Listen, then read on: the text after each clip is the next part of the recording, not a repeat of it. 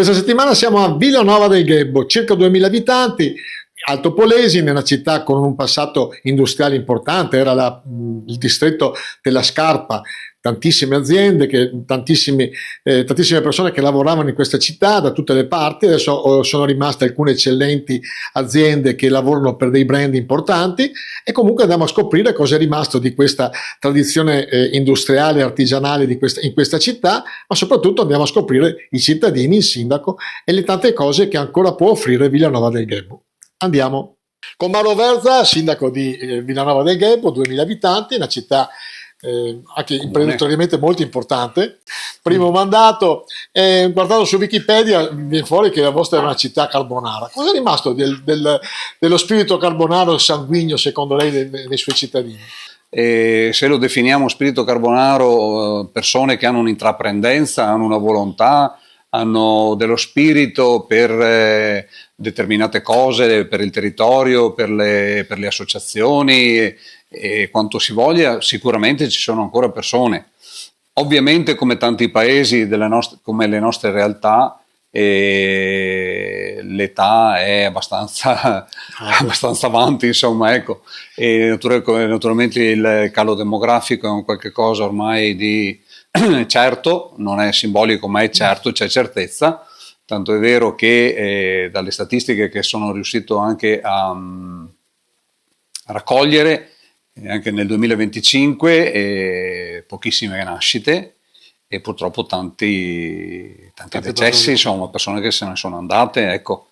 Che poi la conseguenza di questo, se ce l'abbiamo nelle scuole, nell'andamento anche diciamo demografico, ovviamente, sì. E quindi diventa un problema, tant'è vero che poco tempo fa sono stato intervistato dalla Voce, dove si parlavano di fusioni, non fusioni, eccetera, e io sono veramente un cittadino prima di tutto, ma anche sindaco, dove per me il fatto quantomeno inizialmente di una unione dei servizi importanti, di quelli principali, la vedo una buona cosa, insomma, ecco. Poi per arrivare, non dico fra tanto tempo, al massimo 7, 8, 10 anni ci sarà una fusione dei comuni. Secondo lei sarà inevitabile dal punto di vista anche nazionale? La storia mi insegna recente che nel 2014 è stato fatto il referendum e in 6 comuni, diciamo non proprio omogenei fra tutti questi comuni. È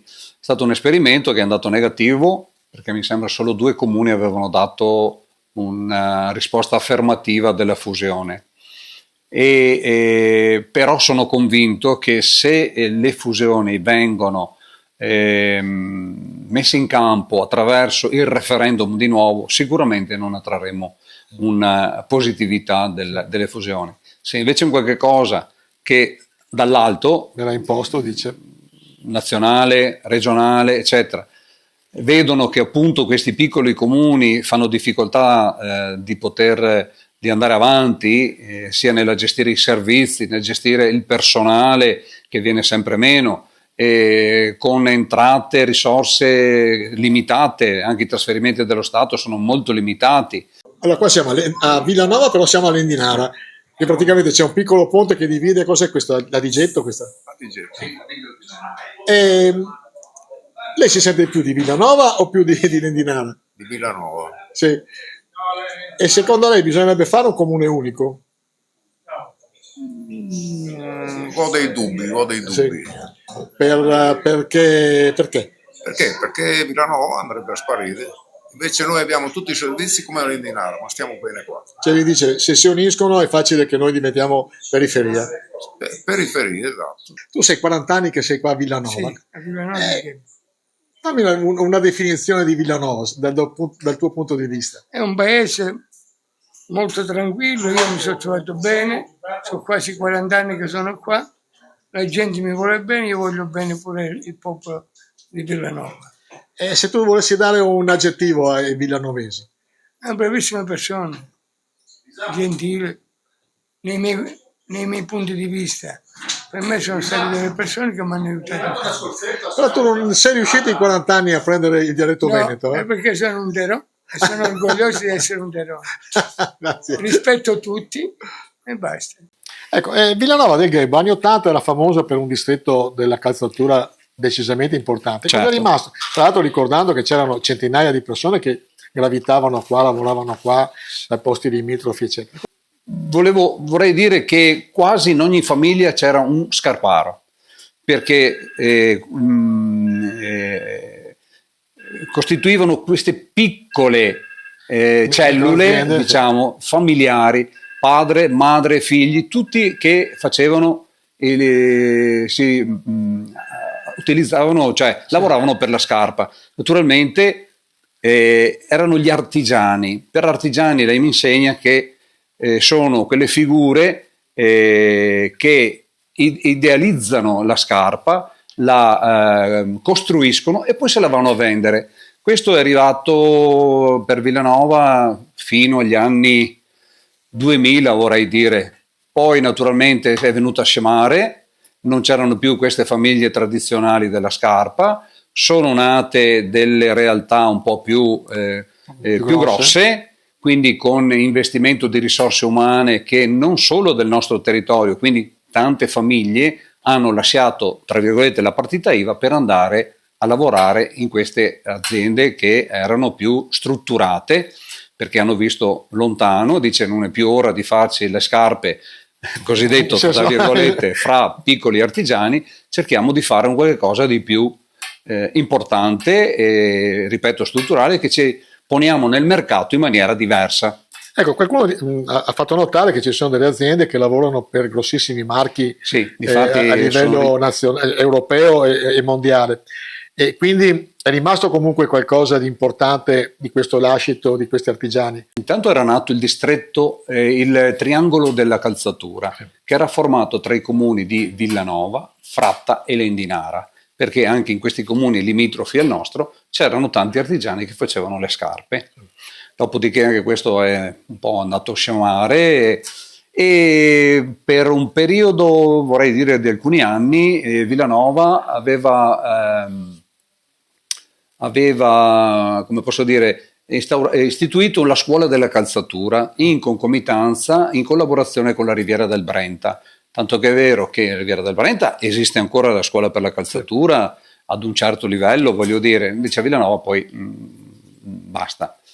Ripeto, ci sono 6 o 7 aziende del territorio molto importanti dove c'è una forte occupazione, quindi parliamo di aziende dove possiamo identificarle con un 50-60 dipendenti, quindi abbastanza quindi importante, voglio dire, importante. Tanto è vero che trovano molto difficoltà anche loro alla turnover, cioè alla sostituzione di coloro che vanno in pensione con altre diciamo figure fresche, diciamo. Come si sta in questo paese? Benissimo, tranquillo. Sì, tranquillo, i servizi ci sono. Sì, non posso lamentarmi. Però la crisi delle calzature, che era un punto di riferimento. Io sono uno di quelli. Sì, abbiamo chiuso l'attività l'anno scorso. E quindi è stato veramente grosso, si sente molto. Sì. Come ambiente, come paese si sta benissimo, però come lavoro nella calzatura mi ha colpito bene. Sì, io sono andato in pensione, ho dovuto chiudere anche per quello, però per i miei cugini che erano più giovani sono dovuti andare a lavorare in altre aziende, per fortuna che hanno trovato qui vicino. C'è stato un cambiamento delle persone, ossia prima erano più operai, venivano dai paesi vicini. Villanova del Grebo nel 1985 aveva 2000 abitanti come adesso, poco più, poco meno, però aveva anche 1800 persone di indotto, perché le fabbriche erano 154, cioè fabbriche, laboratori, tutti venivano soprattutto da Lendinara, San Bellino, Fratta, che poi hanno spostato la produzione anche a Fratta e a Lendinara, sempre di calzature. Poi negli anni 90 è cominciata la crisi, prima con le scarpe albanesi, poi con le scarpe cinesi, adesso le scarpe coreane, quindi la produzione si è completamente quasi azzerata, ma non azzerata, è cresciuta di qualità. Sono rimaste 5-6 fabbriche di altissimo livello, che quelli sono molto buone, fanno fanno tendenza, lavorano per i grandi marchi italiani ma anche francesi, e quindi il paese non è calato di valore, è cambiato, si è adattato, merito anche di questi imprenditori che hanno capito e hanno rischiato e si sono battuti per la qualità e loro hanno vinto questa scommessa e Villanova è ancora il paese delle calzature proprio per queste 5-6 persone imprenditori che hanno creduto nella calzatura, l'hanno trasformata e l'hanno portata a un livello altissimo. Com'è la situazione dell'immigrazione a Villanova del Ghebbo? Ci sono criticità oppure c'è una convivenza accettabile? Ma guardi, da quello che a me risulta, non mi sembra di notare che ci siano queste difficoltà di convivenza. Non so se dettate proprio perché magari queste persone extracomunitarie vogliono rimanere nel loro guscio, diciamo, ecco, fra di loro parlano. Ecco. Io non lo so, non vedo una grande integrazione. Noto però che sul fronte dei ragazzi adolescenti, forse sono nati qua, quindi frequentando i ragazzi di Villanova a scuola, eccetera, qualcuno vedo che vanno a giocare assieme, si trovano, discutono, sono in piazza, dialogano fra di loro. Quello che per me, secondo me, non succede fra gli adulti, assolutamente. Ognuno ha la sua realtà, insomma, ecco. Non so, è una questione di mentalità, di costume, di usanze, eccetera. Purtroppo non è facile, io penso. E non so se sarà o più facile o più difficile più avanti va il tempo, perché se abbiamo meno nascite di italiani, abbiamo forse più nascite di extracomunitari, insomma, ecco. Tanto è vero che nella nostra realtà di Villanova, su circa 2000 abitanti, abbiamo 1600 italiani e circa 300-350 extracomunitari. Prevalentemente del Nord Africa? Sì, diciamo a livello di... Ecco, c'è qualche c'è europeo, nel senso di qualche moldavo, qualche famiglia rumena, eccetera. Villanova del Ghebbo, qui tra l'altro siamo attaccati a Villanova, però in comune di Lendinara. C'è differenza oppure vi sentite villanovesi voi? Diciamo, insomma, la differenza proprio nello specifico non lo so, io abito qui da qualche anno e mi sento villanovese, diciamo, ecco, proprio sì, ormai mi sento appartenente a questo piccolo paesino, anche se adesso, ecco, ci sono dei lavori che purtroppo stanno dividendo un po' Villanova da Val Dentro, quindi sono un po' di lavoretti, c'è un po' di quiete, comunque. Sì, è una città che ha un prima e dopo la crisi delle calzature. Secondo te come l'ha vissuta? Quella non saprei proprio esattamente, perché in quegli anni non c'ero, però sì, so che c'era qua una grande zona industriale dove c'erano molte fabbriche di scarpe, di calzature e ancora ce ne sono qualcuna resiste. Sì, quelle più forti hanno resistito, sì. Qua però siamo in comune di Lendinara. Esatto. C'è attrito tra la sponda destra o sinistra di questo? Per me no, assolutamente. Tra i paesani no. Tra i paesani no. Assolutamente. Siamo subito in chiaro. Ma perché secondo te vale la pena abitare qua o perché varrebbe la pena andare via? Abitare qua in questo momento, insomma, dipende dopo Comunque io non sto male, sono acquisito qua. Ah sì, quindi... Sì, non sono lendinarese, sono nativo di Lusia e basta. Mi trovo bene e dopo, per carità, i problemi penso che li abbia un po' tutti. Ecco, voi siete confinanti, avete proprio un ponte che vi divide con Lendinara. E con Fratta. E con Fratta. Perché il ponte di Ramedello è Villanova Fratta e Villanova Lendinara, dove la gente di queste due comunità gravitano al 90% su Villanova, insomma, ecco, quindi tutti i servizi, dalla scuola ai servizi voglio dire sportivi, attività sportive, parrocchia sicuramente, nonché i cimiteri che naturalmente ospitano anche naturalmente defunti di queste due realtà, e farmacie, poste italiane, banca, insomma, gravitano qua. Gravitano quasi tutti qua. E c'è competizione?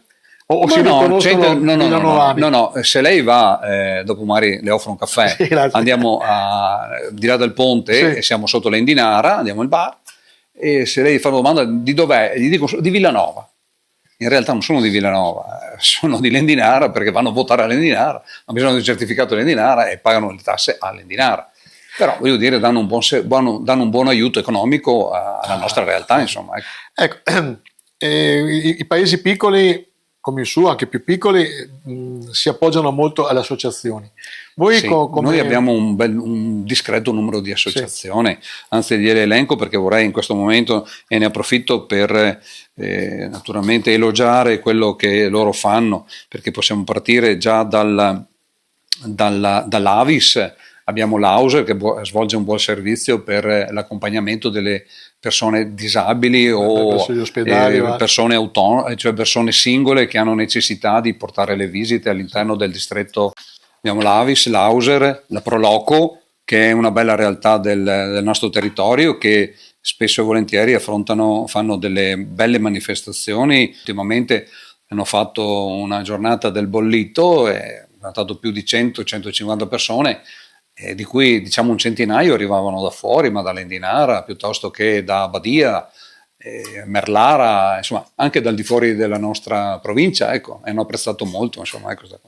Poi non dimentichiamo che abbiamo il Fotoclub, ultimamente anche hanno fatto un'esposizione in Pescheria Nuova a Rovigo poco tempo fa, dove avevano messo in mostra le foto, tante in bianco e nero, delle diverse realtà del territorio provinciale, ok?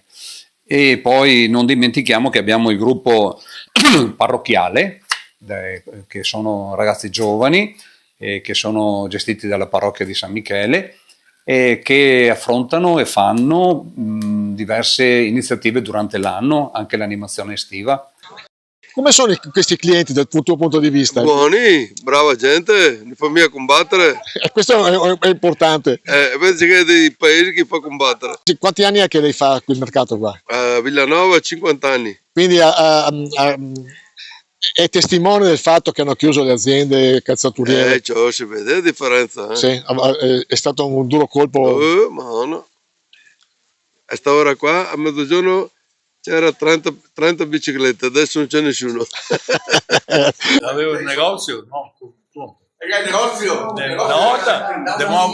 negozio di mobili.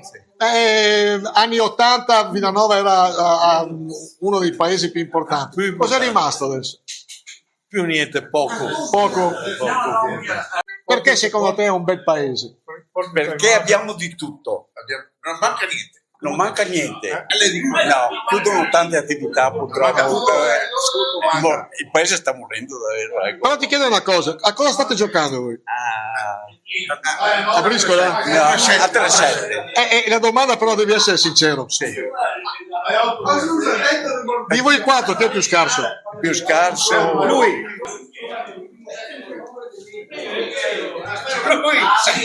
Sono più scarso. Abbiamo anche una bella realtà che non dobbiamo dimenticarla, che è il CISCRA. È una tipografia. È una tipografia. Cioè, è nata per le casse rurali dove facevano una volta tutto il cartaceo, libri, agende, adesso ormai è un po' tutto digitalizzato, ma stanno facendo ancora non solo per le banche ma anche per altre realtà, insomma. Ecco. Quindi fondamentalmente a Villanova il problema dell'occupazione non c'è. Mi risulta che non sia un problema di occupazione. Per tanti anni abbiamo avuto due belle realtà in zona industriale lungo la strada regionale 88 qui a Bormio, che è proprio i confini, come dicevo prima, con Rovigo.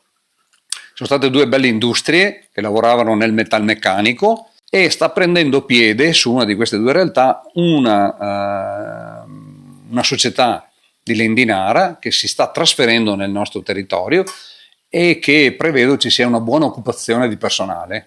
L'ultima domanda che facciamo a tutti i sindaci: lei fra 10 anni come vede il suo paese? Paese invecchiato. Puntata finita, anche Villanova del Ghebbo la spuntiamo, abbiamo quasi finito il nostro giro di questi 49 comuni più il capoluogo e quindi che dire, a noi piace fare questo giro, abbiamo conosciuto un sacco di realtà, un sacco di caratteristiche di questa provincia e ne vedremo ancora delle belle. Da Leandro Maggi è tutto, ciao a tutti!